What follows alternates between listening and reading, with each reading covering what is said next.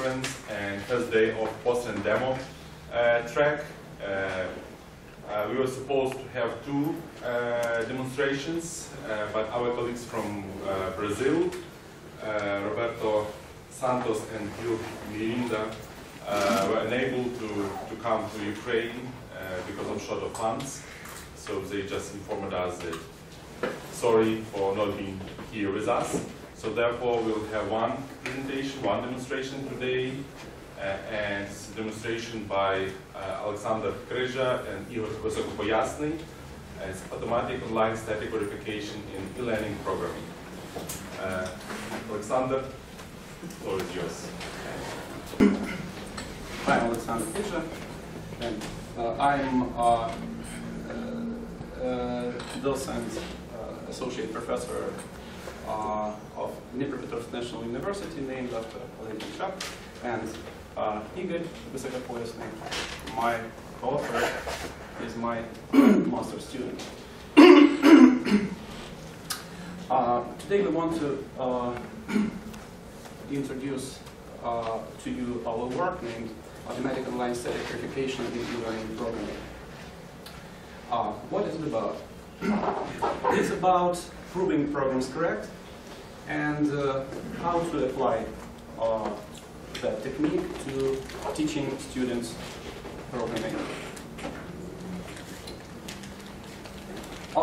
To begin with, we will differentiate between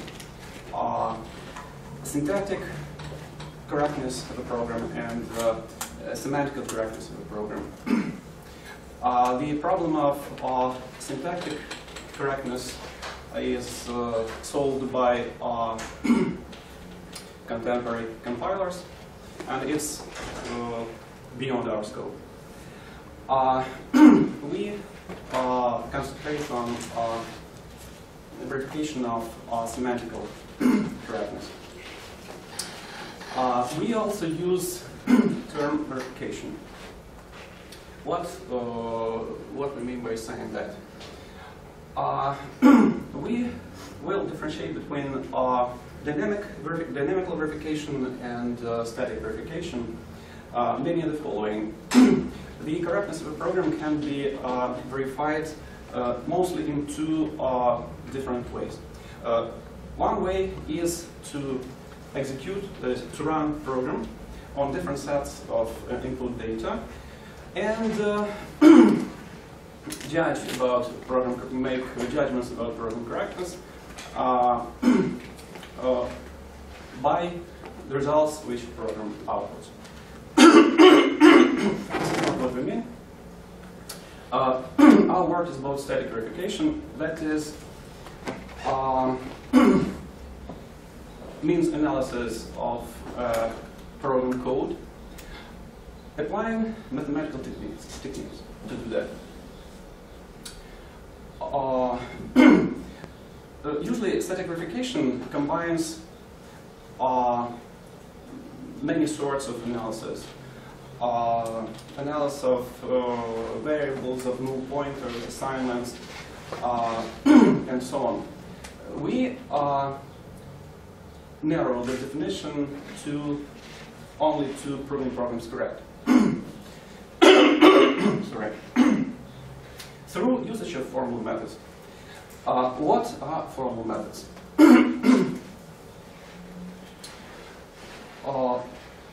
We mean here that analysis of program code can be done mathematically, and this technique is known about for decades. Sorry. And in our work, it implies OR logic, the first-order predicates, predicate transformers, such as weakest preconditions transformer. And to end with this introductory part, why formal methods? It's obvious that dynamic verification can evidence about program correctness only on some subsets of possible input data sets. Unlike static verification, unlike formal methods, which allow to make such judgments about all input data sets of program being verified.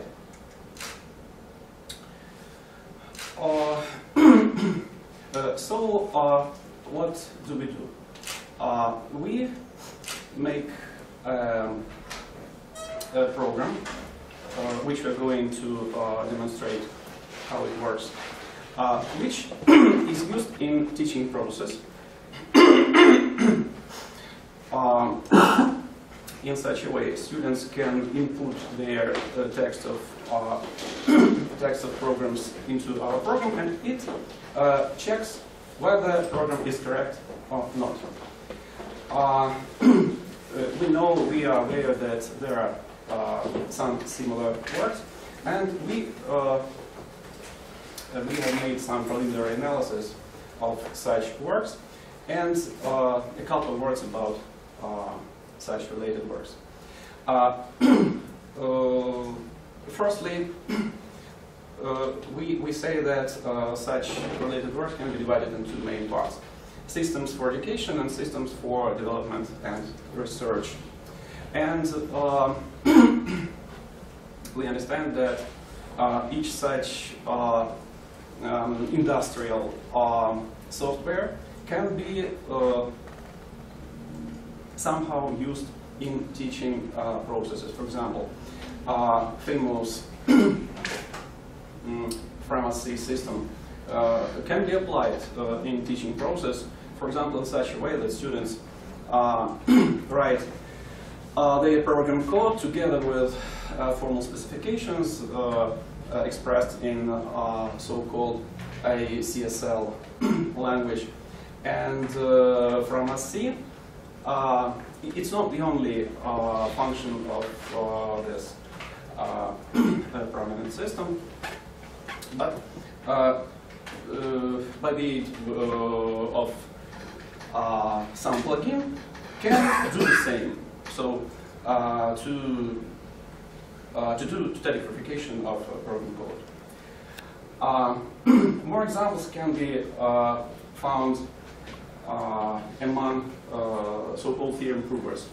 For example, simplify Z3, alt error, and so on. How such software can be used in teaching process? And I myself did it many times.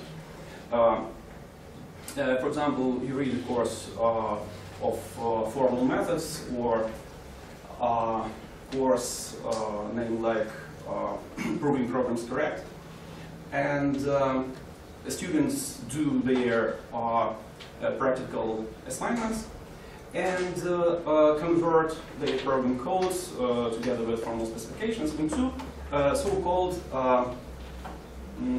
verification conditions, or sets of verification conditions.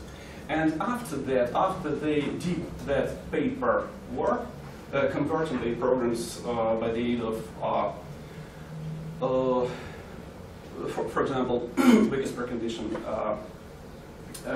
transformer, they obtain sets of verification conditions, and then give them to input them into some theorem prover. Yes, there can be such a scheme. This is not what we mean here.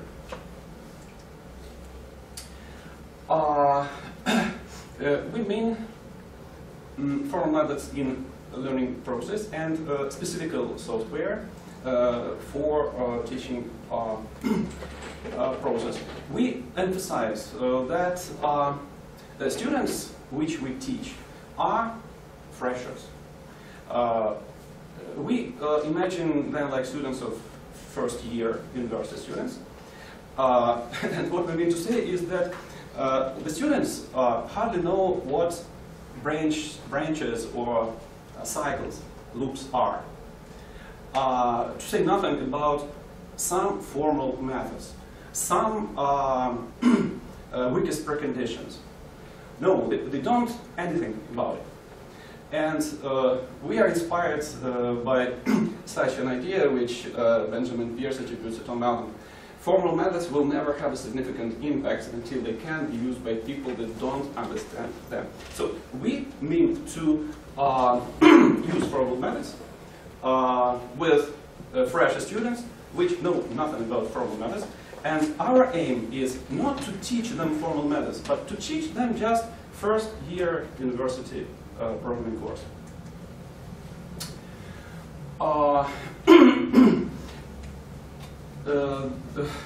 The system-place hours usually have names like a system for automatic assessment of programming assignments. And when we read that works, we analyzed them on according to such criteria. Does this software use a static verification or dynamic verification? Formal methods, if they are used, are they used in the form of pure Floyd-Har logic, or the weakest preconditions are used, like we? Whether there is automatic application of formal methods, or not automatic. And the last but not least is what's the complexity of the task students can solve using such a system. These are real criteria in the sense that works we read differ very much according to such criteria. You can find rather full review of such works in this work you see now on the screen, or following the link given below. I mention specifically only this work, which seems to us the closest to our work. It's named a framework for automatic verification of programming exercises. And I will not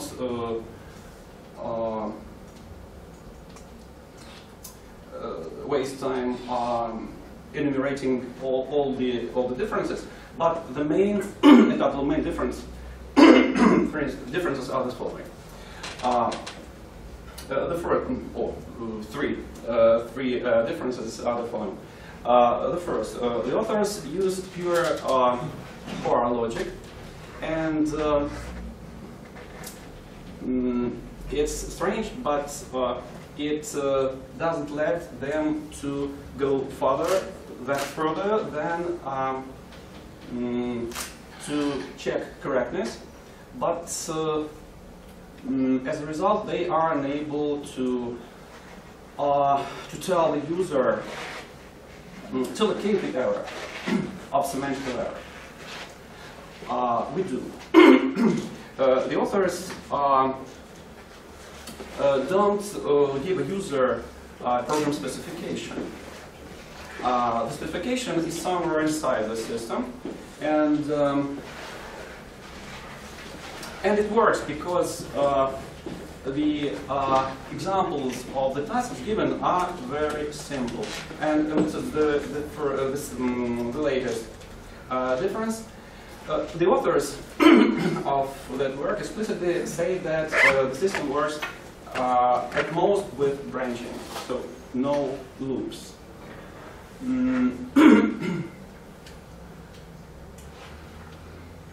All the differences are in our favor, in favor of our work. We are going to demonstrate to you. So, the problem statement. What we're going to show, what we've done. We developed a web-based system for teaching first-year university students programming by automatically assessed assignments. The tasks given to the student are formally specified, as well as described in natural language. To check the correctness of students' programs, the system applies formal methods of static verification. In case of program mistakes, whether syntactic or semantical ones, the system gives an adequate feedback to the student. And we proceed by showing to you a simple demo, after which we will give extended review of our system. Igor? First of all, I want to note that you can participate in demo. If you can see this IP address on the blackboard, you can access it from your device. If you are connected to wireless network IP_3, maybe you can see it here, if you don't see on the blackboard. So when on the main screen of our application, user sees the list of tasks that are available. For now, we'll choose the simple one. It would be swap. And the user is given the description of the problem in natural language and the formal description, which is specification with precondition and postcondition predicate. I'll tell about them a bit later. And the text area to try and put some program solution that the user thinks is adequate. So I think we'll try to do something. So if we are asked to swap the variables, that's usually the first response of first-year students, and it's incorrect. Strangely enough, the error is not semantic but syntax. That's because we used equality, and actually in our language. Scroll up. Oh, I didn't realize you're confused.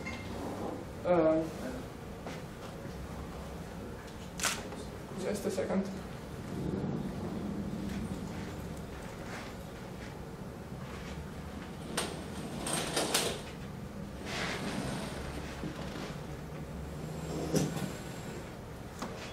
Sorry, there it seems.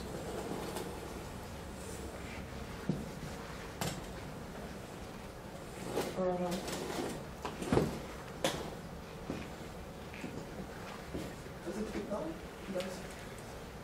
It doesn't. Just scroll, yes. Oh, okay, so you see the errors.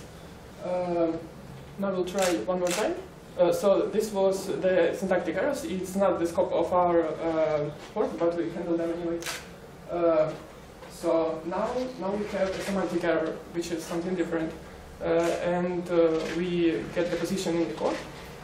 And we're told that this sequence of comments does not lead to the correct, the postcondition being correct. And if you think about it, it is right, because you actually have to use a third variable in the case like this.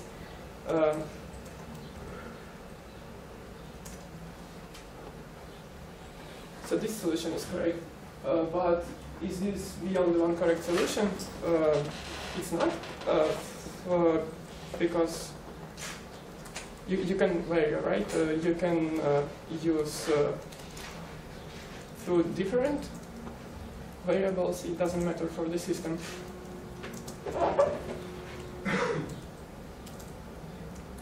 So the other solution might be something like this. If it works. It does. No, it doesn't. That's because I forgot to put the semicolon, which is a common error.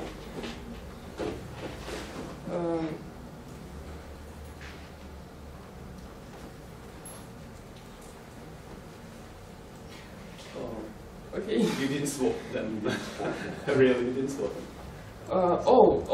Yeah, I forgot what was the task. Really. Yeah, if you swap them, it works. So this is the other possibility, and we actually have multiple assignments, so you can write this nice and clear this way, if I didn't forget to swap this time. And actually, because we only have integer numbers as expression values, you can play with this trick, which is swapping the variables without using of third one, using addition and subtraction application operations. I believe this is the right solution. We can check it. It is. It does work. So it was just a short demo. We'll return to the slides for a bit of theoretical basis, and then we'll continue with a bit more sophisticated. So first about the tools we used to implement this. We used NTLR parsing generator to parse the pseudocode grammar that is used to input the solutions of the task, and predicate grammar that is used to input predicates in the task specification.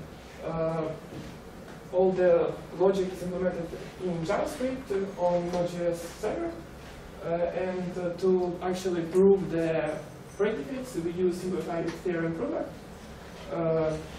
We then parse its output and notify user if it was correct or not. This is a simplified scheme of the program. I wouldn't comment much on this because I just said it. And going to theoretical part, what exactly we implemented on server side in JavaScript. So we use weakest precondition that was suggested by Dave. They are built on top of Har's logic, and we use them to automatically transfer the program specification and program text into predicates that then can be proved to be correct or not. If the predicate is valid, it's not refutable, then the program is guaranteed to be correct.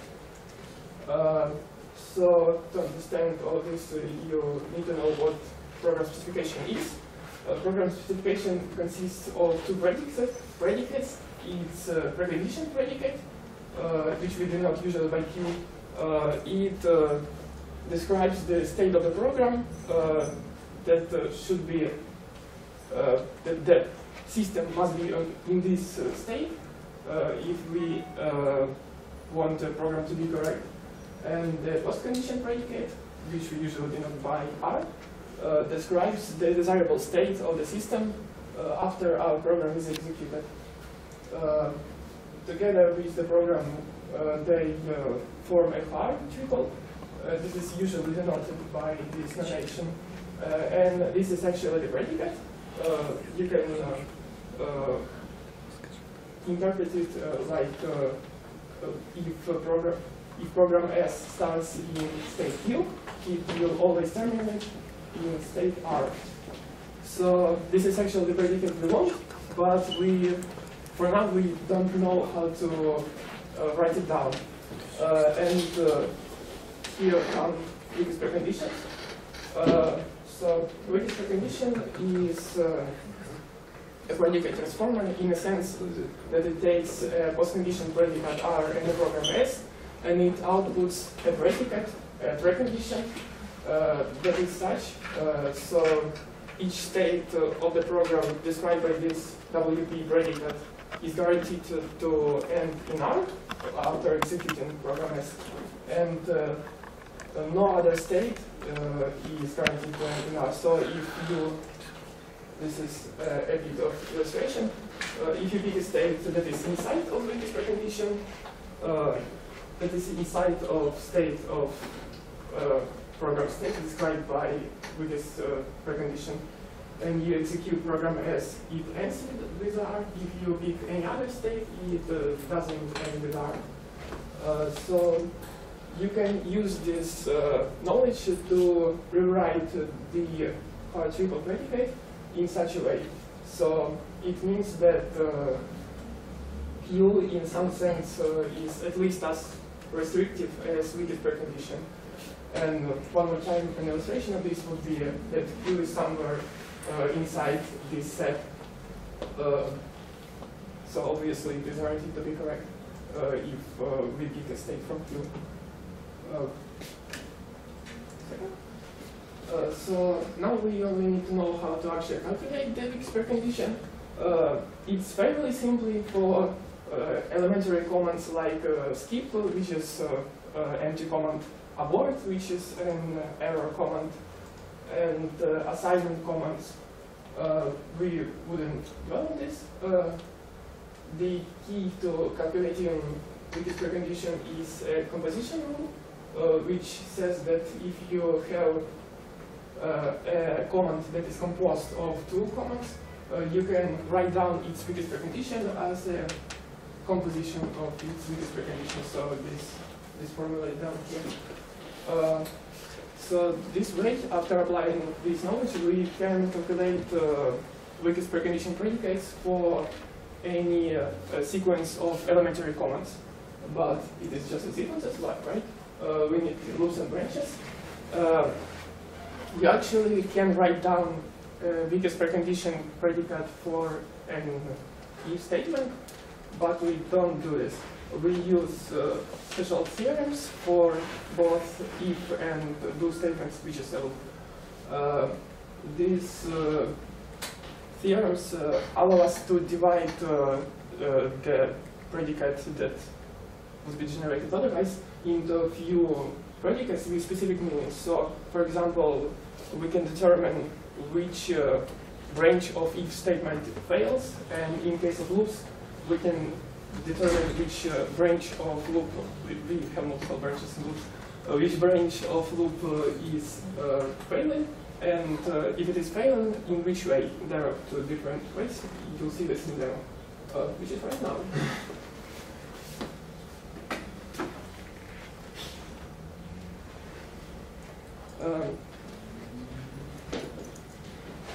So let's go to the list of tasks, and let's choose some task that involves usage of if statements.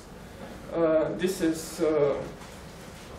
task asks us to calculate the absolute value of x and put it back in x.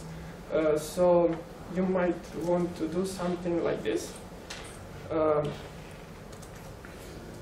If x is less than 0, then you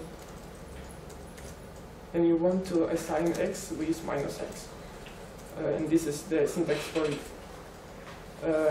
And it would be incorrect because in this grammar we want that if statement covers with its guards all the possible states that come before its execution. So we don't have an else statement, but what we can do, we can add a negation of previous statement, which would be something like this. And what do we need to do here? We need to do nothing. So we just skip. And this is a correct solution. So maybe we'll choose some task that involves loops. Let it be sum. So we're asked to find a sum of array elements.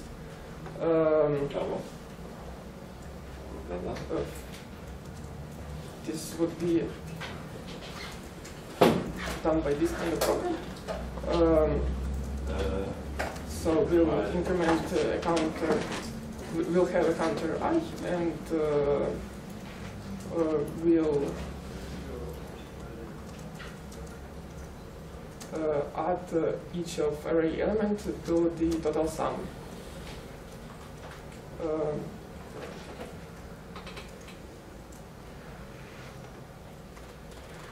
This should fail. It fails because, first of all, as only appears here. So before the loop, we do not know what its value is. Here's why we get this error about initialization. So initialization command is the command that comes just before a loop, and we're told that it's wrong. Let's try to initialize s with 0, and it's gone. Now we have only 2 more errors. That is because we do not increment the loop counter.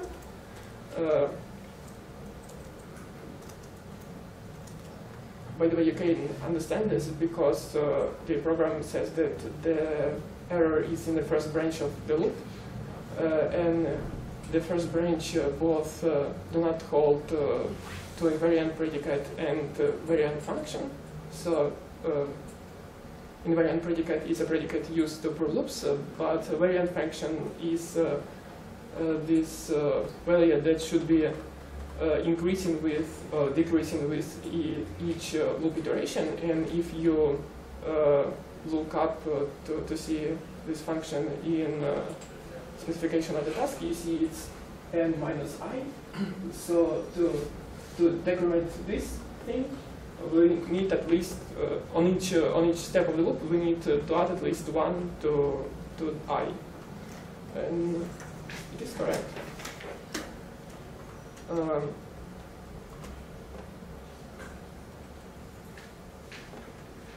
maybe we'll do like one more example, the ultimate one, which is reverse. This is, we're asked to reverse an array, which means to ensure that after program execution, each value of array bi now is equal to bn minus 1 minus I, which is, if you visualize this, it's just to mirror an array according to the middle element. And we are asked to use 2 counters in here, which is R and L. So the wise thing would be to initialize them before starting the loop. R means right, which is the last element of array, which should be n minus 1. And left means the left first element of array, which is 0.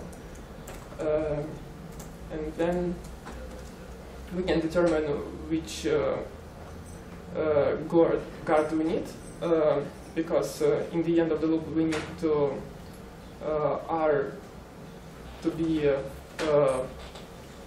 less than L. So we can write down this. And on each iteration, we need to swap just 2 elements of the loop, which we already swapped elements, but in this time it would be for array elements. We need to do something like this.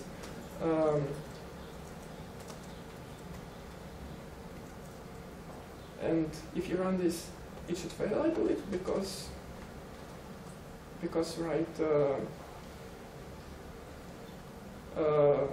loop does not ensure that invariant is true, and this is because we are asked to, and boundary function does not decrease. That's because we once again forgot to change the counters. So the left one should be increasing while the right one should be decreasing.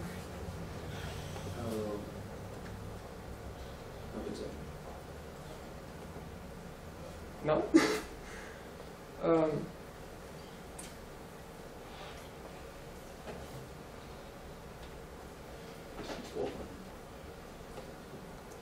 Did I not swap them? Oh, I did swap. This time I did swap the things I shouldn't have.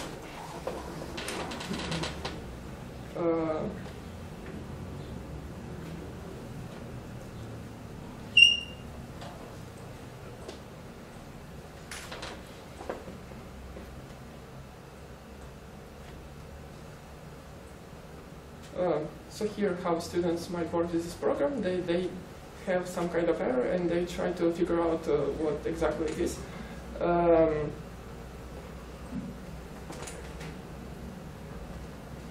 Oh, we were told that loop, yes, so the guards are unsatisfactory. That's because it might be the case that L is not strictly, R is not strictly less than L, because they might, oh no, okay, that was the wrong hypothesis. No, it was the correct one, but I just did the wrong thing. If we have even, if the array consists of even set of even number of elements, the counters might meet in the middle, but they shouldn't necessarily be less.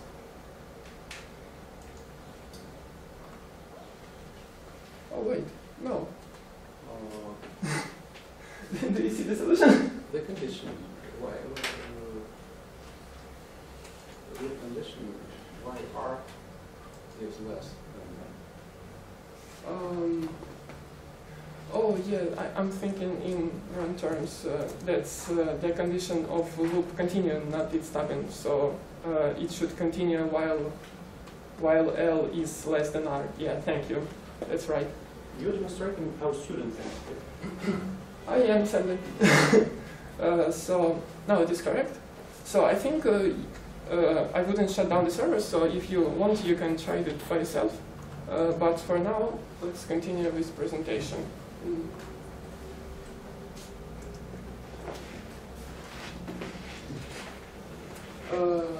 In summary, we developed a system to assist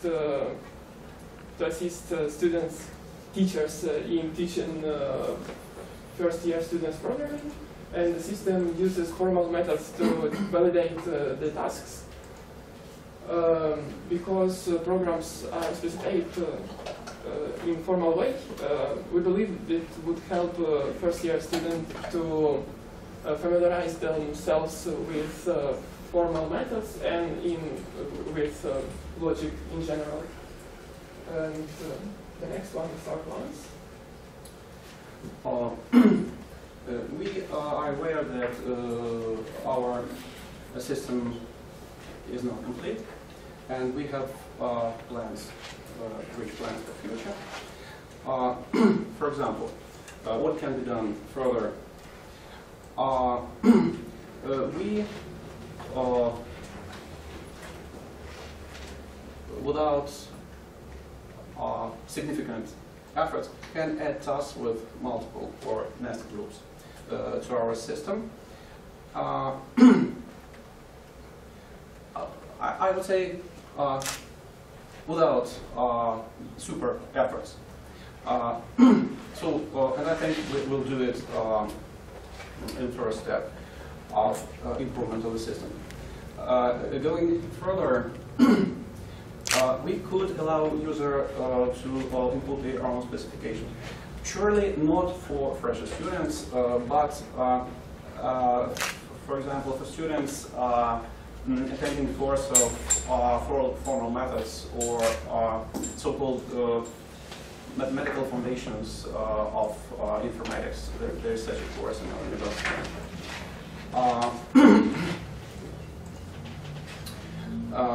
And maybe our system could be used in the industry too. And we will try to check that. We have some IT companies which we could where we could test our system. And one more, which we didn't include here. We predict the questions like, why did you choose such strange input language, pseudocode? the answer would be that we would like, there are many answers. The shortest answer is that we followed the traditional technique of proving programs correct, and for example, if we look at Fedor's Greece book, there is a pseudocode. The second answer is that our system is indifferent to the input language, because as Igor said, we each time when we need another language, we input new formal grammar, and the system in the same way works with any other input language. So it's not a problem. And the last, but I think not least reason, is that we target the system to the students of first year, and we would like students to concentrate on small subset of language constructs that, according to the theorem of so-called structured programming, led them to express their solutions in algorithm of any size using only small subset of programming constructs, which are realized here. So sequence, branchings, loops, skips, assignments, and that's all. This is why was such choice of language. All the facts or products we have mentioned in our presentation, you can find in these references. And thank you very much for your attention. Thank you very much. Any questions? Who want to try the system?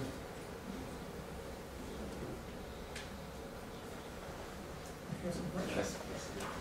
Thank you for the great presentation, but I'm still curious about the choice of pseudocode. I could choose, for example, some subset of existing language like Python. It's the same exact properties. You restrict only to branches, loops, and simple operators. And then you would have the same properties, but on the other hand, you could just copy this code into real Python interpreter and run it in a real situation. So I don't understand why. Why do you force students to learn another syntax, another notation, just to do the same thing? Yes, it's what I just said. It doesn't matter for the system which language to use. Different people and different people in this room know different languages. Pseudocode is understandable by everyone. When we're talking about first year course students, I think that maybe I'm wrong, but I think that if we give a student possibility to write in our system program code in the same language, student is taught. It would provoke students to go beyond the subset, and I'm afraid it would be more difficult for a student to understand why. Why there is a syntactic error. Student understands that the code is syntactically correct, written, for example, in C++. It's correct. Why? The system returns the answer is wrong. It's because the system uses some subset. It's what we were afraid of. But I say once more. Actually, it doesn't matter for the system which language is inside. I think that among those improvements we've mentioned could be, for example, a top-down list of available languages. It can be done.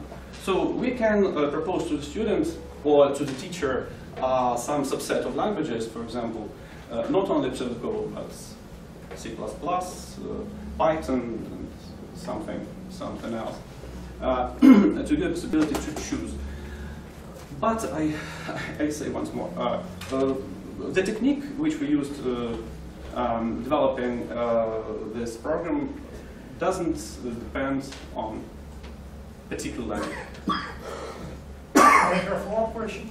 If so, just why don't you provide some short description of syntax of your pseudocode language in your system? Because I tried to use your system and couldn't because I don't know syntax for if. There's no explanation. You have to explain it to me before I can use your system.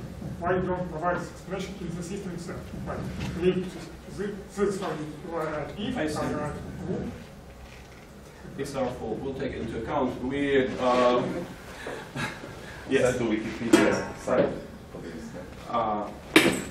We followed the syntax of Greece pseudocode and thought it obvious. But now I see we were wrong. We'll add it to the system. Thank you. It is obvious after you know. Yeah. We'll add it to the system. Thank you. Other questions? Just to expand a little bit on the question of the choice of language, I would say that university education is not an education of a Hochschule sort. Just because our task at university is to teach students to find a tool which fits their purpose. So the fanciest language you use just to make students be prepared and not afraid of using a new language, the better. So thanks for that.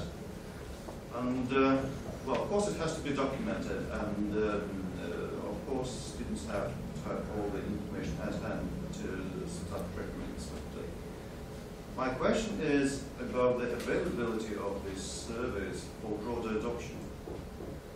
Did you think about that? Did you think about the scalability issues which may arise when some people throughout the country start adopting your system in their classes?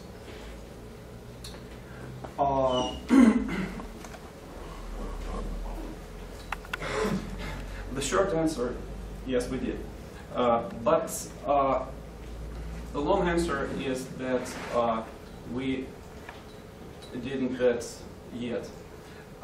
We have chosen the instruments and techniques which allow us to scale the system and which would make it available to other people. And this possibility written on a blackboard is only the first step. So we wanted to show everyone that our system is available to everyone, and being published in the internet can be used by everyone. But specifically, the issues of possible massive usage of the system were not in our scope yet. I have a question. Do you think about some gamification within this system? So just to make this more fun for students to use the system and to have some competition, say, using that. I rely on my younger colleague, which is nearer to the games. What would you say about gamification? No, we did not think about gamification. It is already more fun than. Okay, so if I allow myself a bit of context, when students learn formal methods. For example, in our university, they usually do it all by hand, which is in our system handed out automatically. And I think it is quite hard for them because students sometimes students left a class with this thought that formal methods is actually something that people do by hand with huge systems, but actually you can implement it in this quite simple system. And I think when students use it and see it, so it would be fun of some kind. It's not a game, but still it's more fun than doing it by hand. As a person from an Olympiad world, Olympiads in programming, after your question, I imagined such a contest in which students in this contest, they give each other tasks in, for example, such a form. One student give to the others a formal specification, and they must write correct program according to that specification. They give such specifications to each other, and the winner is the one who did it first. Surely, something like that. The rules must be more exactly formulated, but maybe something like that. Why not? Thank you. Other questions? May I have one more Yes. question?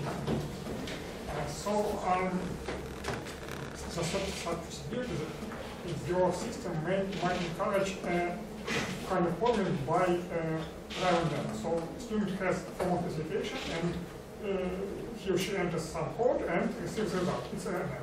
And instead of understanding what is exactly the error, they just try to swap some things, some code until it works. And because the tasks are really small, this will eventually work. So they just swap some predicates, some loop conditions, and eventually they will receive the code that works, but without understanding why it works. Have you thought about how to deal with such situation in your system?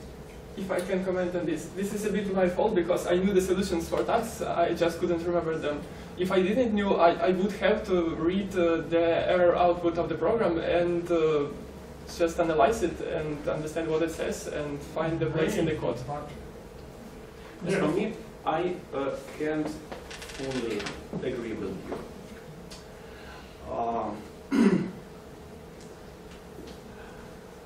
The reason is that to be able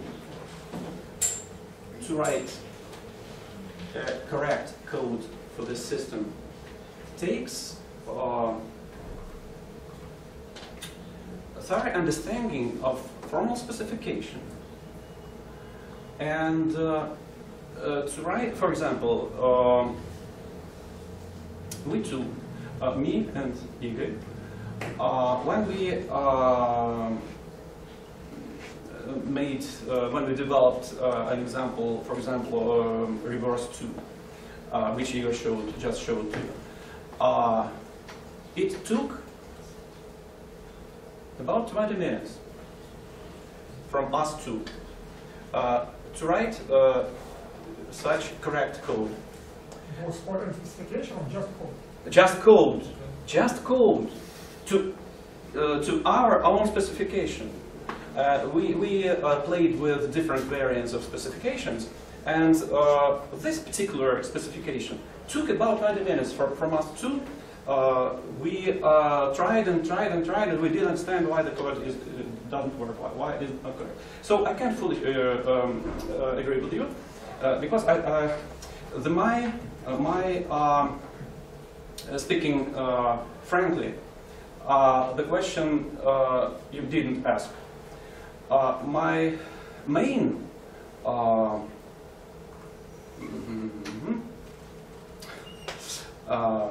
doubt is whether these are equivalent problems for a fresh student to learn how to write program code and to learn to understand formal specification. Because to do it, to work with the system, takes more or less thorough knowledge of formal specifications. This is the problem, I think. But I think that to prepare correct program code without understanding of what it does and why it's correct, I think it's not possible, taking into account understanding of formal specification. It's my opinion. Okay. Yeah, maybe during coffee break. Yes. If there are other questions. One question about, did you try to combine logic you used here with the course of traditional mathematical logic? For example, you can use examples from your methods of program development to demonstrate such an example in the logical courses and theory of algorithms, for example. What we think about is to use the system when learning formal methods, but it's a good idea to show people that logic works with programs too, not only alphabet. Yes, we work also on such topics, so probably it would be nice to cooperate. And I would like to add, there are many systems of such kind. For example, we look at Microsoft Research System. Lena was the head of this group.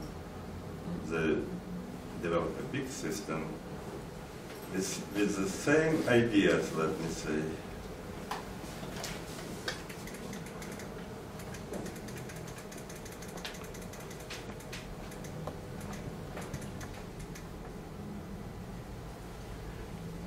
Maybe the system you mentioned is there. I mean, maybe not, because maybe not. So we would be grateful to you. Just send me a letter. Yeah. Okay, thank you very much for such a great demonstration, and I encourage you to approach and to ask additional questions right here. Thank you very much.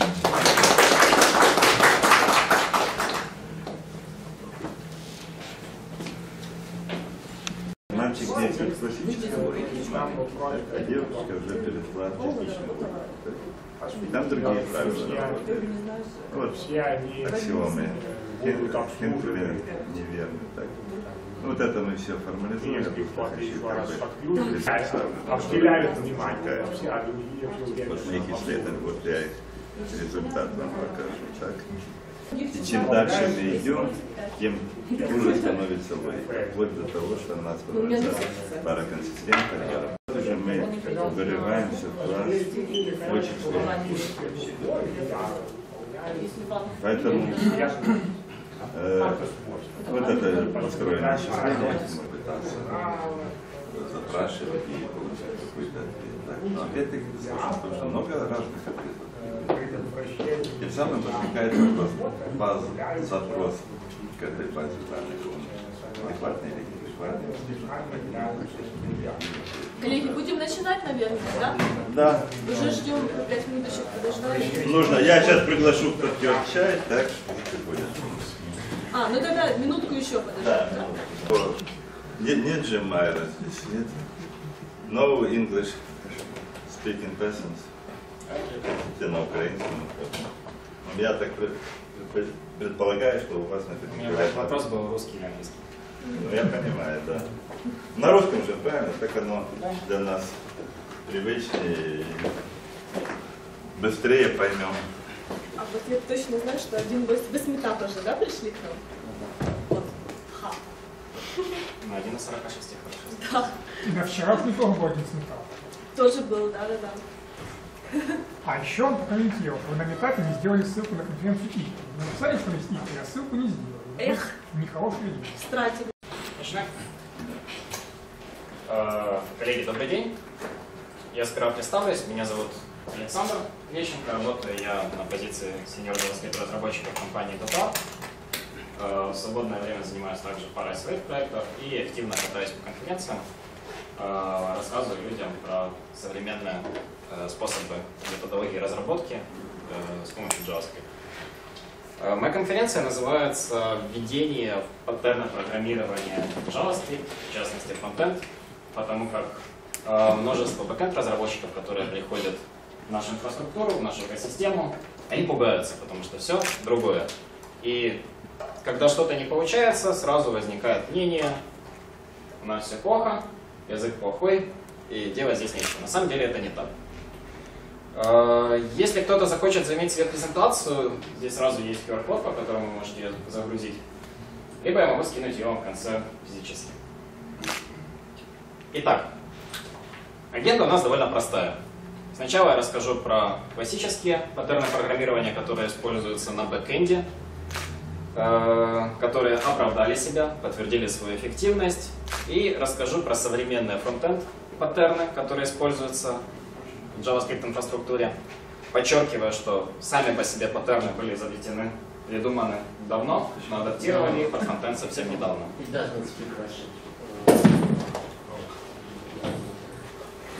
There are English speaking guests here. Okay, so I guess we can switch to English then. So I want to start from history of JavaScript and browsers. First of all, I want to notice that JavaScript evolved during the last 15 years. Many things changed, and it became literally absolutely other language than it was years ago. First of all, we got a bunch of new specifications, a lot of new functions, new syntax, and many other nice things. First of all, does anyone remember here Web 1.0? What it was? It was absolutely server-side rendering everywhere, and it was the standard for all active websites. Like if you had some forms, you had to use server-side rendering to send it to the server and modify it, handle data from it. For some companies' websites, personal websites were popular static HTML pages, and those was big segments of the internet of those days. And for banks and complicated finance applications with complicated business logic were popular such technologies like ActiveX and Java applets. JavaScript usage was pretty boring, so almost anyone used it for some useless things like snow effects on the side, some moving panels with blinking fonts, so it was kind of toy to interact with your website, but make just some nice things. And really useful cases of JavaScript for really few use cases. So it was absolutely useless, as I mentioned. And why did it evolve earlier? Because probably you can remember ActiveX I mentioned, you can remember Java applets, and they weren't so good. Because user had to use or one specific browser which supports ActiveX, or use a standalone application which adds some functionality to your browser. It's hard because from a business point of view, we have to deliver functionality to the customers with the best programs on our way. So in the best way, we had to say desktop application which user needs only to install on their system, and it should work. Or we should have some web service which works right from the different browsers, any browser, and without any additional software.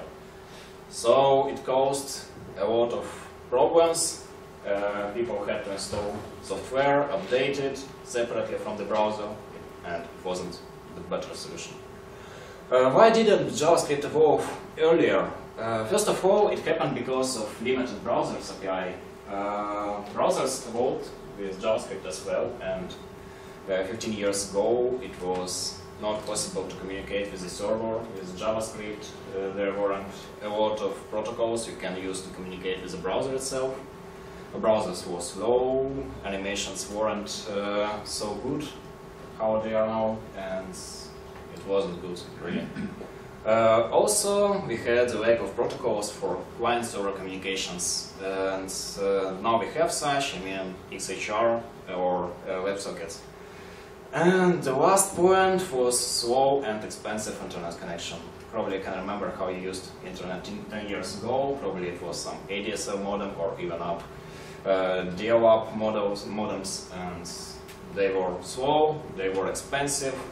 Usually they had some limited amount of data or paid traffic, and it wasn't really for complicated and fast internet as we have it now. So what we had? We had server-side rendering. What it was? We had browser, and it was the only part we had on client. Client had modified to say interact with a form. Afterwards, client had sent a request to the server. Server was working with this request, take some data from data layer. Just imagine there is some database, and refresh entire page and return the whole entire page to the client. It's easy to guess it was slow because user had to reload entire HTML each time interact with a website, and it wasn't really good. So let me explain it again. So we had some actions. Browser sends a request, several handles requests, and creates a new page. And it was an endless cycle.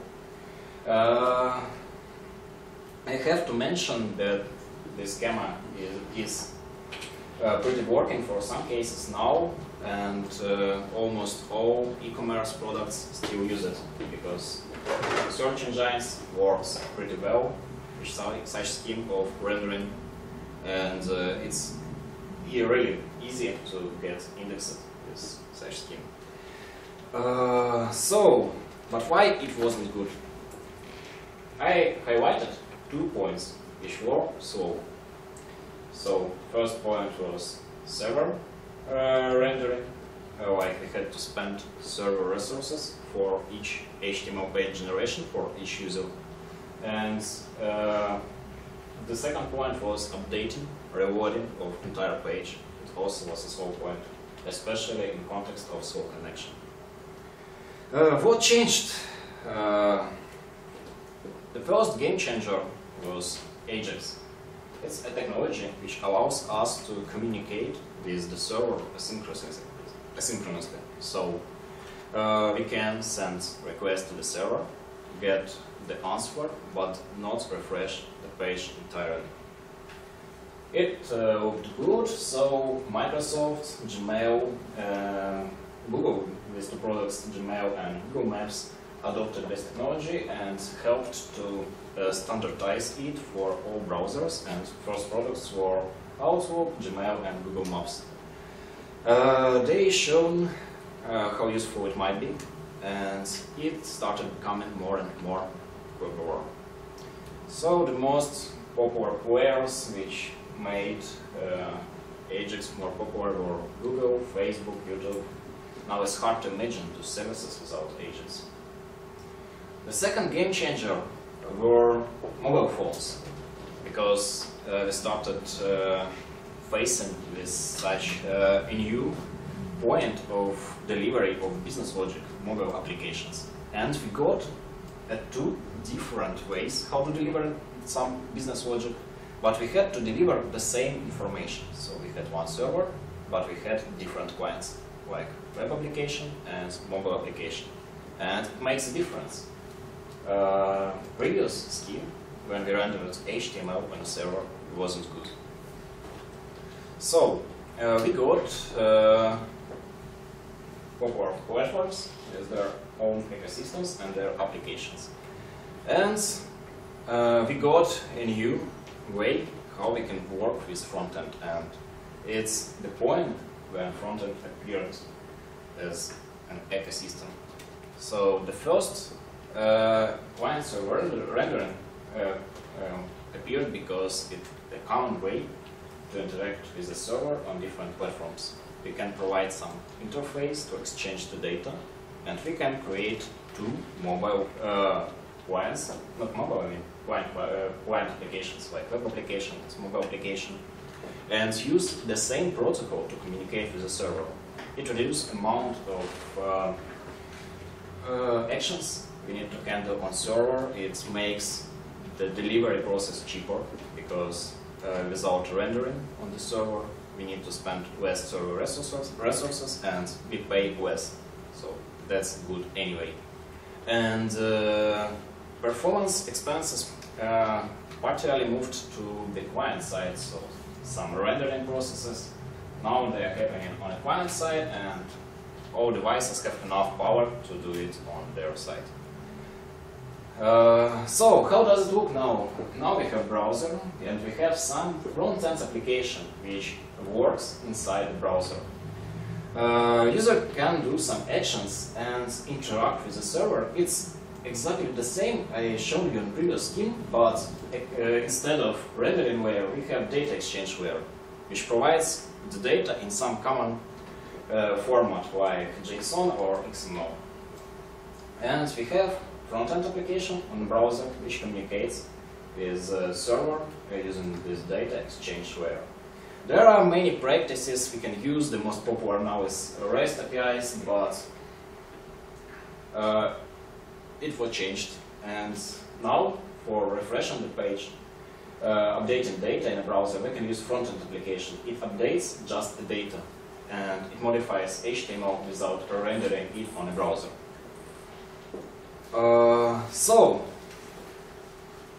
That's easy to guess that some such language like JavaScript wasn't so good in organization point of view. We didn't have enough experience to organize code on JavaScript, and it was a new ecosystem which we had to organize. We didn't have good practices, and we started adapting backend frameworks like experience we had before. So, why front-end frameworks appeared? That's first a huge amount of code which developers must support, and to write, of course, and some standardizations were a nice step forward.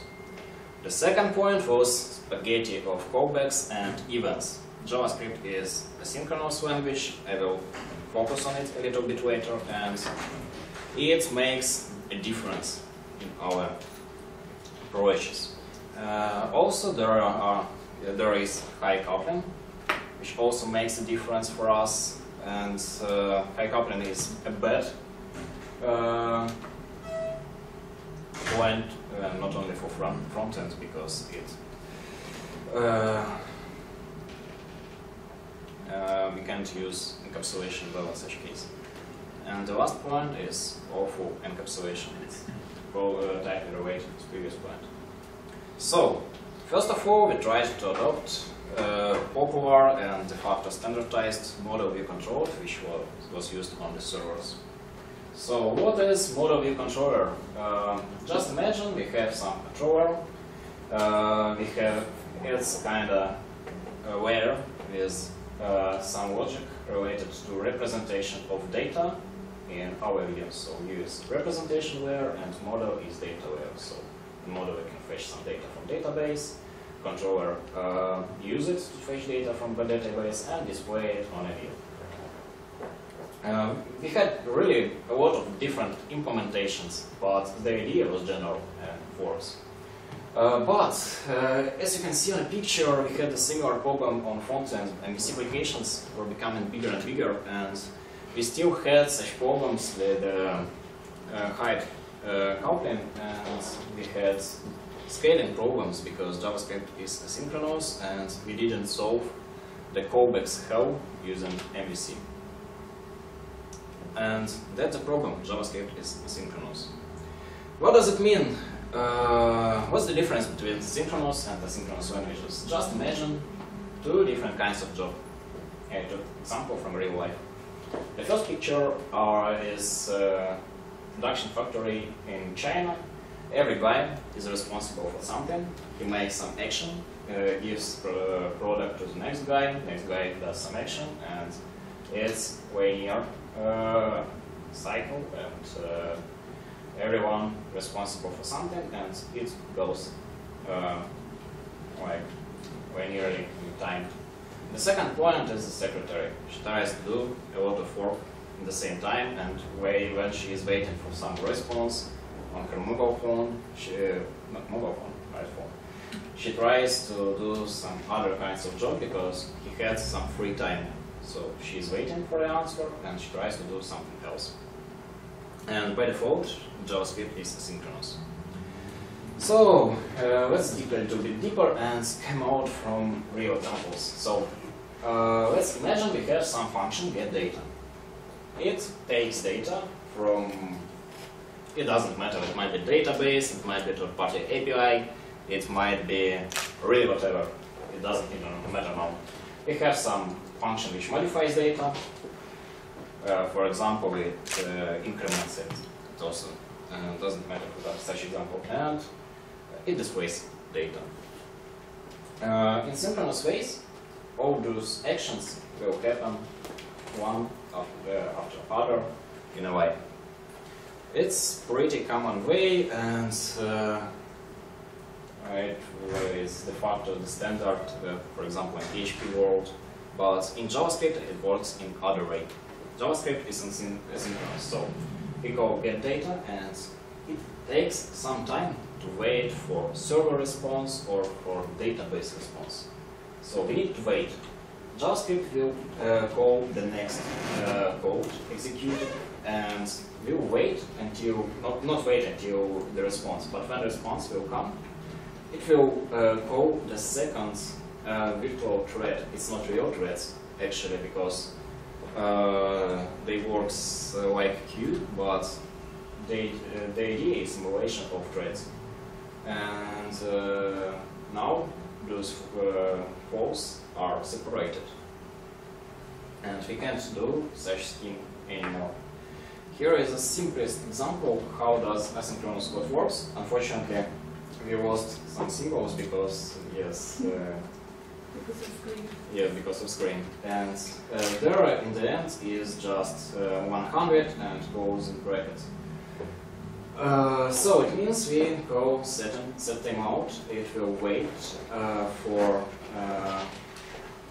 100 milliseconds, and afterwards it will print 1. After this decoration, we have second decoration, which will print 2. But in real life, it will call console log to first, and afterwards, when timeout will came, it will call 1. So that's the point. Here is more real example. For example, we have some function to interact with Ajax to send some request to the server. We have some variable a, and if we'll do something like this, we will have undefined this console log, because browser will call some Ajax, afterwards he will call console log, and only afterwards when response will happen, it will update a. So we have a lot of workarounds, and most of them appeared during the last 8 years. First approach we used were callbacks. So what you saw here is a callback. So we have a function which handles the response. Afterwards, community got that's not a point and in a new specification. People got promises. It's a little bit different approach to work with asynchronous code, but it also has its own pros and cons. And ECMAScript 6 was probably the biggest change during the last years. We got generators, which allows us to write pseudo-synchronous code. I will show each of them afterwards. And we got, just this year, we got finally async await. Also, I mentioned here streams. Streams aren't nature of JavaScript, and it's high level of abstraction which implements library Reactor in such case. but it should be mentioned here because it's a different approach how to work with data, and it causes changes in architecture. So, callbacks, that's what we saw. So we have some function which handles response, and we have some asynchronous functions which will call the callback when it will be time for it. The second point we mentioned is promises. As you can see, we got promises. It's also one level of abstraction, but native, and it allows us to call them and wherever we want, and call the callback not right after the declaration of the function, but when we needed it. Also, it delivered us some benefits like several dance chaining,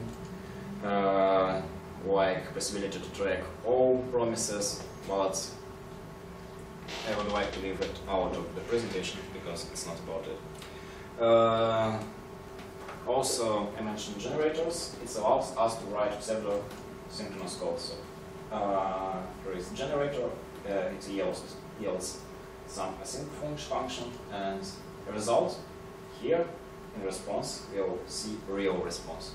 So I demonstrated several slides ago how does it work with callbacks, but with generators it works differently. So it's kind of pseudo-synchronous code, and it really works and helps on the server side with Node.js. The new specification is sync await. It's one level of abstraction or different level of abstraction. So it works with promises, and it allows us to wait promise. So get async returns us promise, and we can wait for it, and also emulate pseudo-synchronous execution. I'm sorry. So that's what about sync async, and now I wanna tell you about data exchange. In classical schemes like MEC and MVVM, we had vertical and horizontal data composition. So vertical is when we deliver data through the extensions, like we had children component, and it can exchange data with parent component. And we have horizontal scheme when we use some singleton to exchange data using event emitters and some settlers. What's the difference? Let's imagine some simple application. So we have some main component, we have header component, and we have GUI widgets. We have one variable which is declared in the parent component, and we have all children components which use this variable. And this is vertical scheme, so we call in variable which is available in our parent component. If we want to update this data, it might become a little tricky or even a big problem, because it will be a big tree and we have to update value very high in our tree. It makes some problems, so we had to emit changes to the parent component and update value here, and also we need to emit change upper and update data in all components. For some cases it works, but for some cases it doesn't. And the same is about changing data in main controller or component itself. So just imagine we changed variable in main component, and we have to update all children components using our tree. So we have to check changes and update components. The horizontal scheme works a little bit differently. Just imagine we have some service. It's a singleton, command singleton term, and it is the same for all application as only one instance, and it stores some data. So we declare variable there, and in all component we just use it. And we can subscribe for changes in this data service. It really doesn't matter in which case we will subscribe. We have different patterns for it, but the idea is that we exchange data with data service. So we haven't passed through the whole tree. We can subscribe only to say region 3 and main component and interact with the data service. So for different branches of trees, it's a really good approach. It's much better than pass value to the parent component and pass it back to the other branch of our tree. So what's the difference? The difference is what I told you. So for big trees with different branches, horizontal exchange is better. For other cases, when we have parents and children components, it makes sense to use such composition. So here is an illustration why singletons might make sense. Just imagine we have some services which deliver us different kinds of data, like user data, transactions, product service, content services. It's kind of a simplified scheme of rigor finance application. And we have different branches, and just imagine we need to say products here, and say here. It doesn't make sense to share all this data using our component and pass the data through the older branches to the upper point and deliver it back to each branch.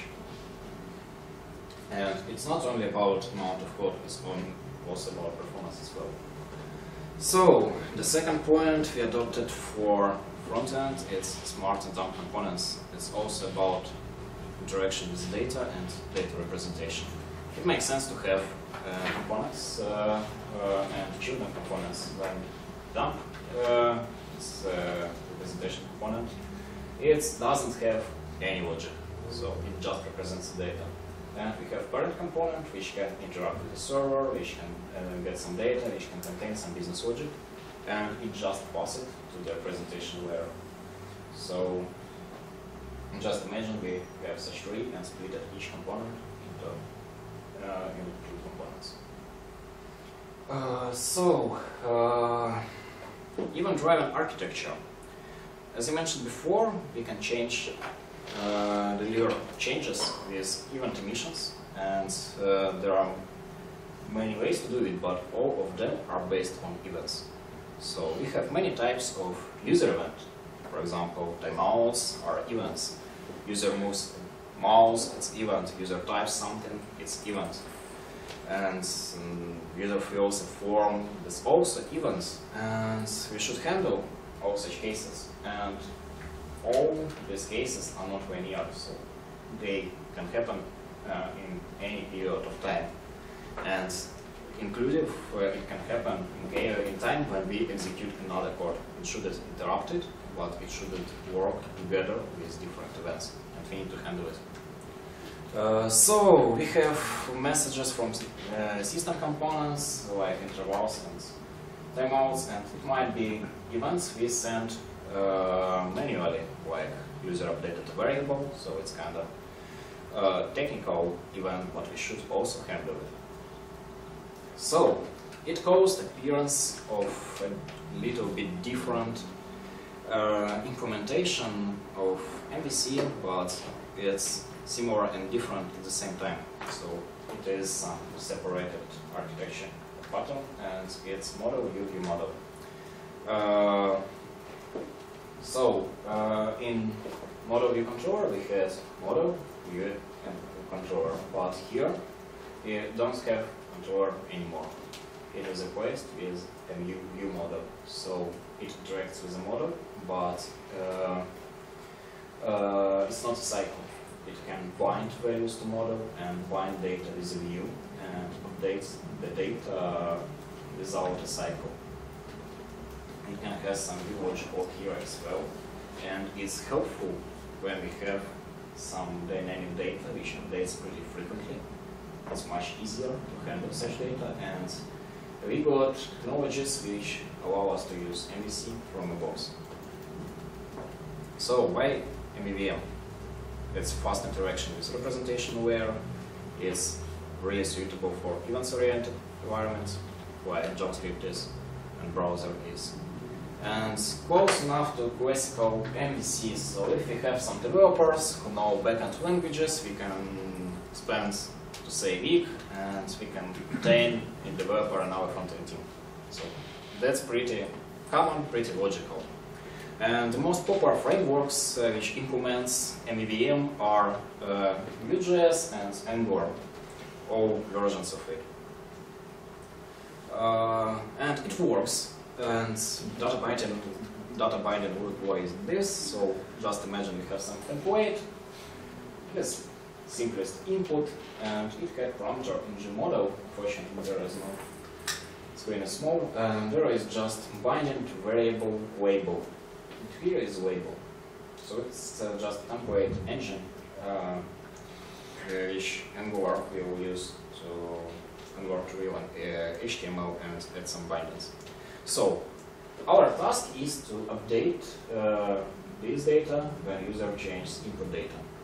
So classically we had to do some add some listener like on change. On change we had to take data from inputs, update some variable in our controller, and refresh the page. Not refresh the page, and render the page in the browser with a new value. MEVM allows us to do it from the box, and it's called double-way binding. So just declaring this variable in our component. It's our view model. And declaring dependencies, bindings, we can update value without any overheads. All other things are happening under the hood, and it allows us to develop faster and develop more stable applications because there is less code and we shouldn't care about listeners and binding at all. So the same is also about events. So we communicate with the component, with the bindings to our view model. So we have some callbacks for file change. For example, user can download some file. He has file submit button, and we can easily access it using the simple code. Here isn't clear JavaScript. Angular 2 and upper versions are shipped with TypeScript. It's a language on top of JavaScript, but it allows to use strict types, and it's really helpful. So what's wrong with it? Why it's not the end of the presentation? Because we have some cases, not all cases, but sometimes they are, when MEVM doesn't work well. MEVM really isn't really cool with state management and data mutations. Just imagine we have some chat which updates really frequently, and it might update because of server response, and it might update because of user input. And if we'll have two events at the same time, we'll lose some data. And data mutations, for example, two events can change the variable at the same time, and because it's the same variable, we will lose one of the version of its changes. It's not okay. So the first what happened to solve this problem was Flux. Flux is a little bit different approach to take a look at the front-end flow. So we had a linear scheme, it's a cycle. So just imagine we started from Vue. Vue is just HTML which user can see and interact with it. For example, there is some input, and when some events happening, it happens action, which consists of logic, from some logic and on the line and dispatch data and update the store. This scheme isn't only about front-end, it's pretty popular on the mobile platforms as well. It isn't new at all. The idea was explained and described in the end of the 80s, even as far as I can remember, but for contemporary technologies it was adopted only several years ago. It had some pluses and minuses. So it had multiple stores. I mean, storages of the data. Stores were smart, like we were able to add some getters and setters to it, and any other logic. And state was mutable. It allowed us to use some shortcuts in the development process, but it was also the bad point of it, and sometimes it caused the same problem like MVVM caused, and it wasn't a nice solution. So you can check Quark's application demo. Might take some time because it's pretty big, so I left it out of the presentation. But the idea is Quark was popular only in React community, and it's pretty fast was replaced with such thing like Redux. Redux isn't a pattern itself. So Redux is an implementation and invasion of Flux pattern. Redux itself is a library, and a library which partly implements Flux. What is Redux? Redux is also a cycle. We have almost the same components we had before. So we have new, we have actions, we have reducer, we have store, we have state. But you can see we got new entities. First of those entities is reducer, and also we got state. So, and we don't have dispatcher anymore. So now it is built in, and all the data dispatched automatically. But we got reducers. And what is state, and what are reducers? State is an object, just a plain object. So it's a replacement for store we had in Flux, but it doesn't have any logic anymore, and it isn't mutable. It isn't mutable by idea. You can mutate it if you want, but it's really anti-pattern. So itself state is just an object. It can consist from some sub-objects, but the idea is that it's a plain object. And what is a reducer? Reducer is a pure function. And pure functions move us to functional programming, which becomes more and more popular in JavaScript world. Resuming about Flux, because before we come to functional programming, is that we got state tree instead of multiple states. So now state is only one. It's common, and each component can access to it, but can only read it. It can update, any component can update state, only user who does reducers, which not modify the state itself, they return a new state. So it allows us to implement such things as time travel. We can save store of our states, and it allows us to easily implement such things like radar, undo, and it's very helpful for such some office applications, etc. etc. But it's really rare when we need time travel, but when we need it, it's a really nice approach. Redux has no dispatcher entity, so we have API to dispatch actions, and it's built into the views. So now it's become easier. We should write a little bit less code and become more organized. And now is the more latest layer in the application is in reducers. So reducers contain logic. What does React components and Redux components? You can take a look also in this example, because they are also pretty huge for 1 hour. So functional programming is also what I want to mention now. It's about side effects and mutable data structures. Functional programming is pretty old approach, and it was used in many languages. Some of them are still popular, for example Haskell, but we also started using this really recently, and for some cases it's really useful. So I will repeat: no side effects at all and immutable data structures. I'll explain each point. So immutability.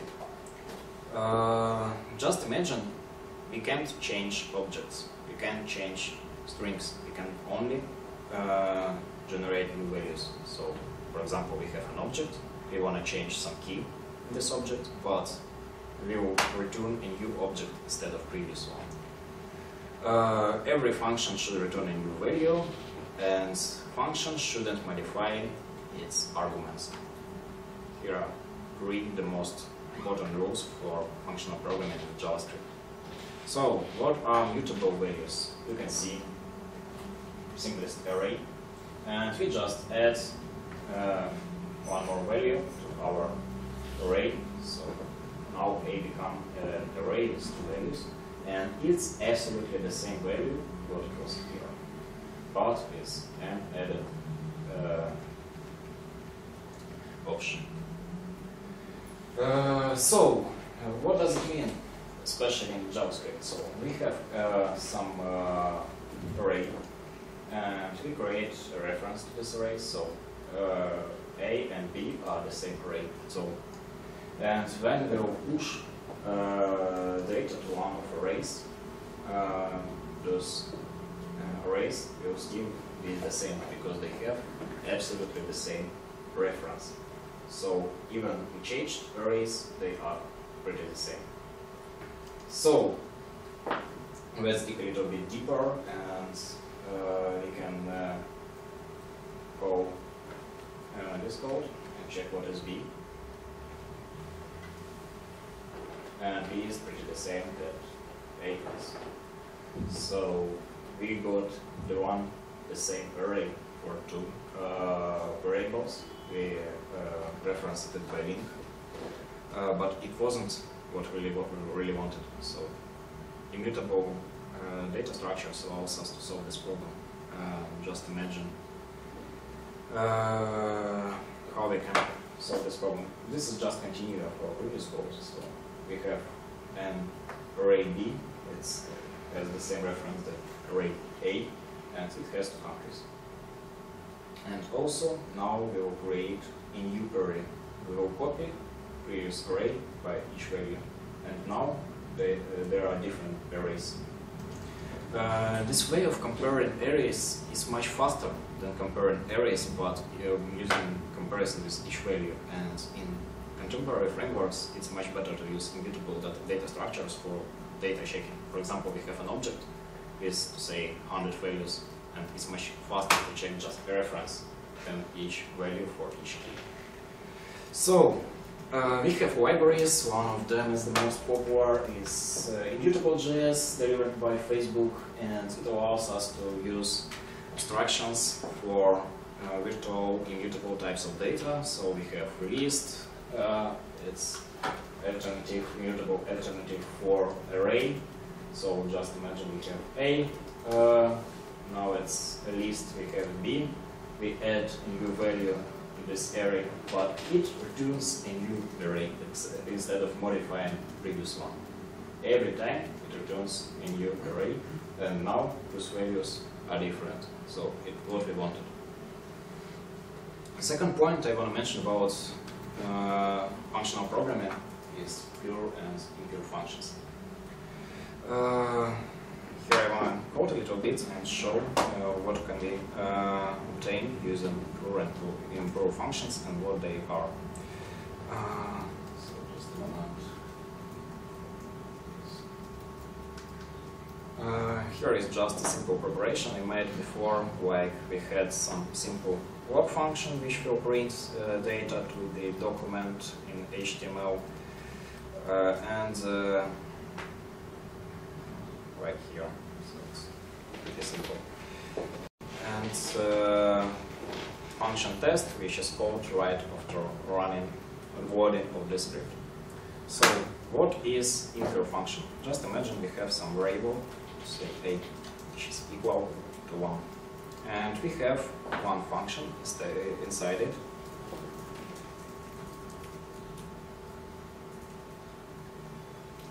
which increments A.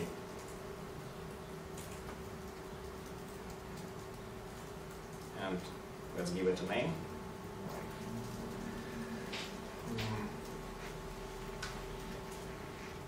This one. And now we will call the function B and see the results. Sorry.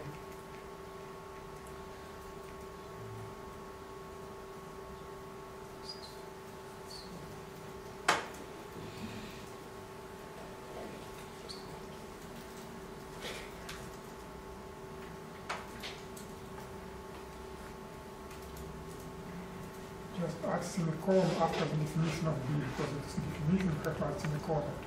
I code B in the bottom. When you define let B equals something, you have to stop it with semicolon. It's the definition of function. Instead model completely. Okay. Точку запятой в конце просто let B равняется чему-то, а точка запятой ставить, потому что определение. And this one. Wasn't. Ага. Okay. It's because of question, I guess. So we can do it in this way. And of course, I forgot to use this way. So.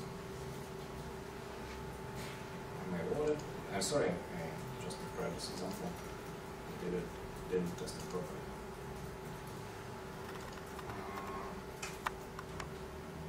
This works. It's just it doesn't touch for you. Okay. So A.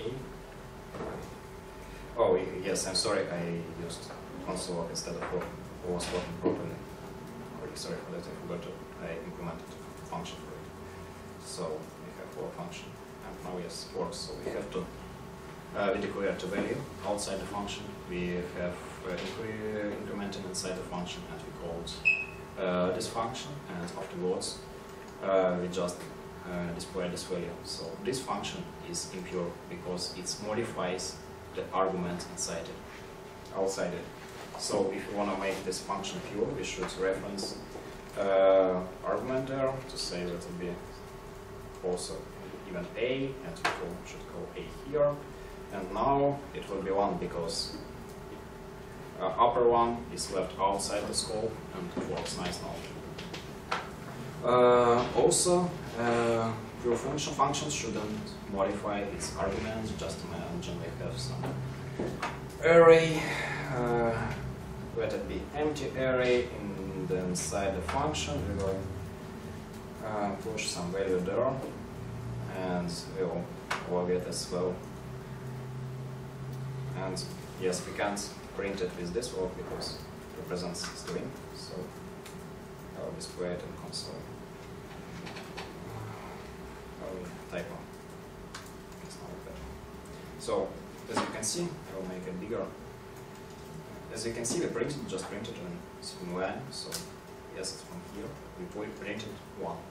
Array is 1. So, even we passed an array inside the function, we modified array inside the function and modified array outside of it. So, it still be impure function. So the correct way of working with it is to return a new version of this array with a new syntax. We can do something like this, and let it be variable b, and we'll print both. And now I made a typo somewhere. Oh, of course.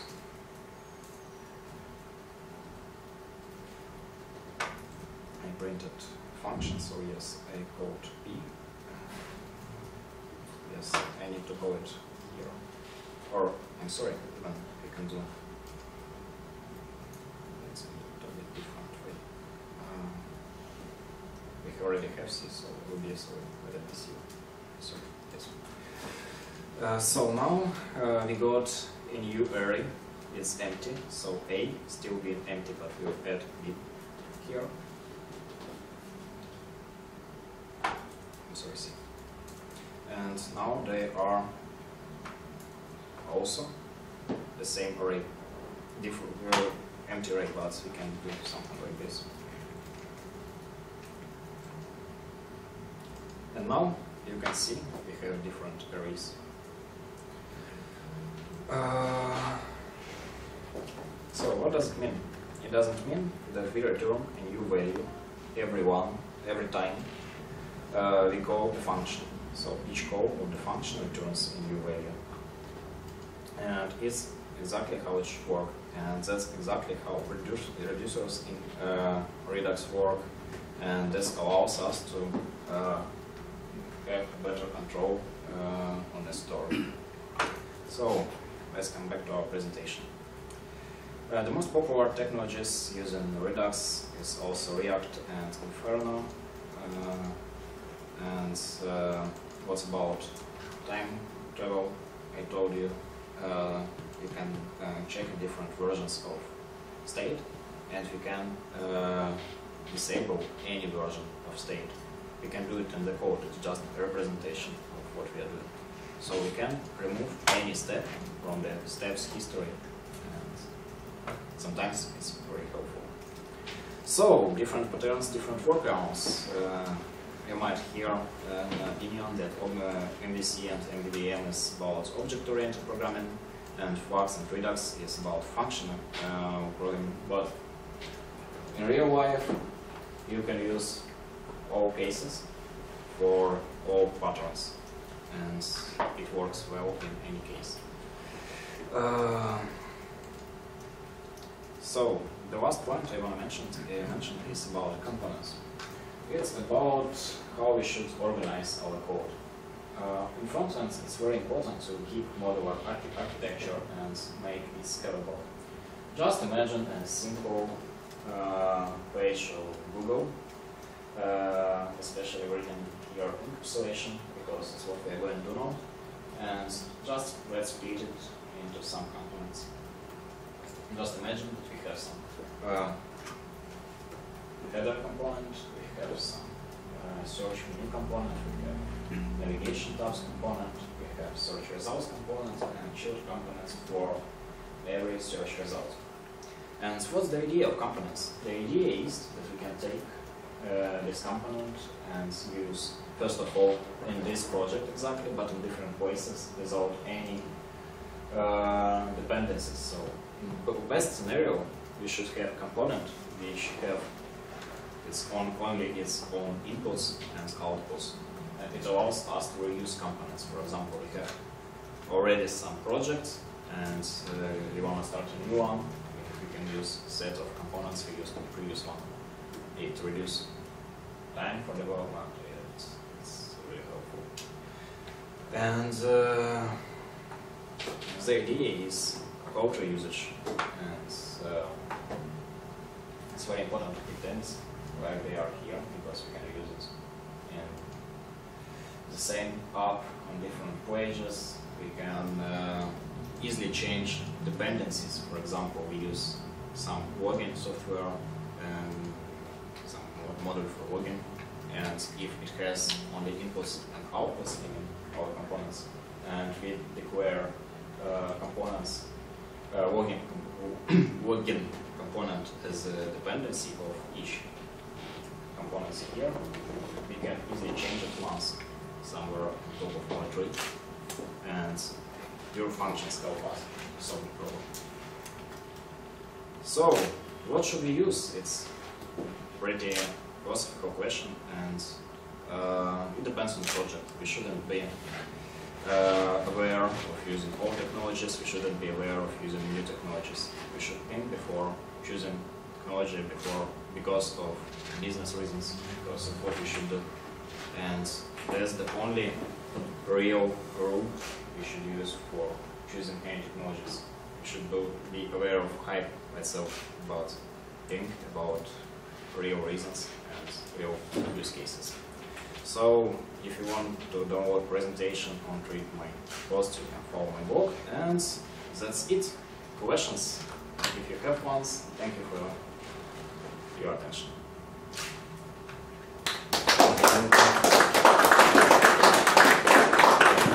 I have a question because I study various logics, and you have written on one of your slides, the store has logic. What does it mean? It can has a logic how to, for example, it can have logic how we should handle data which comes from the server. For example, business logic, right? business logic, yes, exactly. Not formal logic. Business But logic. if business logic, why you relate it with store only? Maybe with some other things should relate business logic. It's the idea of the pattern. So store allows us to store itself in flux. It can have some logic, but it wasn't a good pattern because it's mutable and it can mutate itself in the worst scenario. So because of that appeared Redux. In Redux we can't have logic in store. We can have logic only in reducers. Reducers are pure functions by definitions. And it's the best place where we can put the logic because it can't modify anything outside it. And we can do some asynchronous actions there, and that's what we exactly need. Simply, traditional logic understood is a science or methods to validate some statement, whether they are true or not true.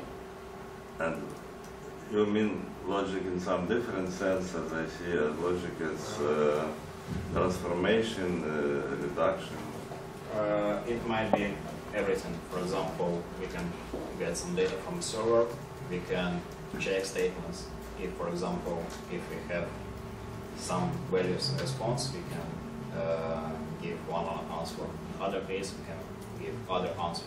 So it might be statement logic. We can have mathematical logic there. For example, we have dates. We can build any dates whatever we want. We can modify numbers. For example, we got amount of money from server in format, say dollars with comma, but we want to display cents. We can change the values.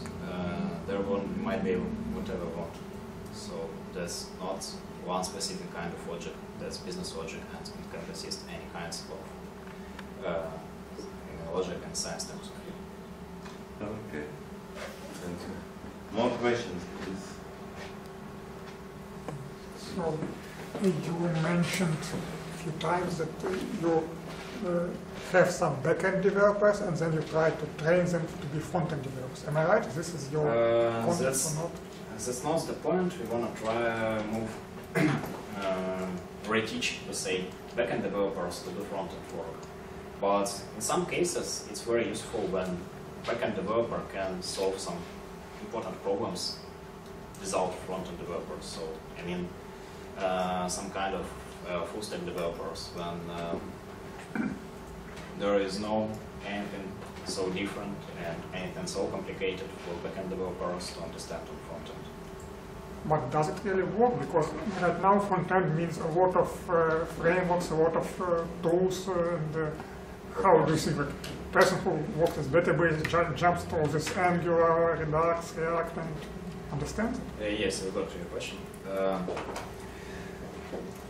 First of all, if we are talking about some specific project, our developers shouldn't know entire ecosystem. So, for example, it's absolutely possible to work only with Angular ecosystem, work only with HVVM pattern in the working process, use several libraries, and that's it. The developer needs on some specific project if he is not a full-time front-end developer. So for some help, project help, that's pretty fine. More questions? Well, thank you very much. Then we have a break, and our sessions will continue in room 7T after the lunch. Sorry? Well, в 14 номер подобрали. смотрите, вот есть у нас программа, никто не объявлял, что ее отменяют, да? И эта программа, вот написано 13.00, 70-я аудитория, еще 2 сессии будет, да?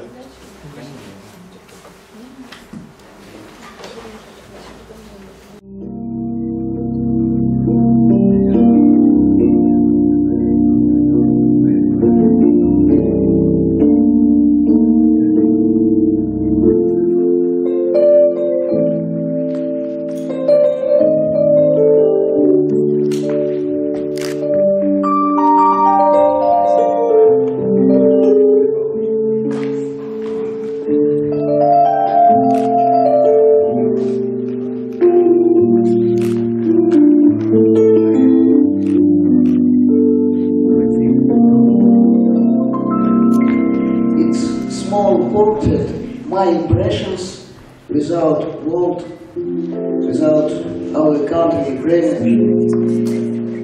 and without my life.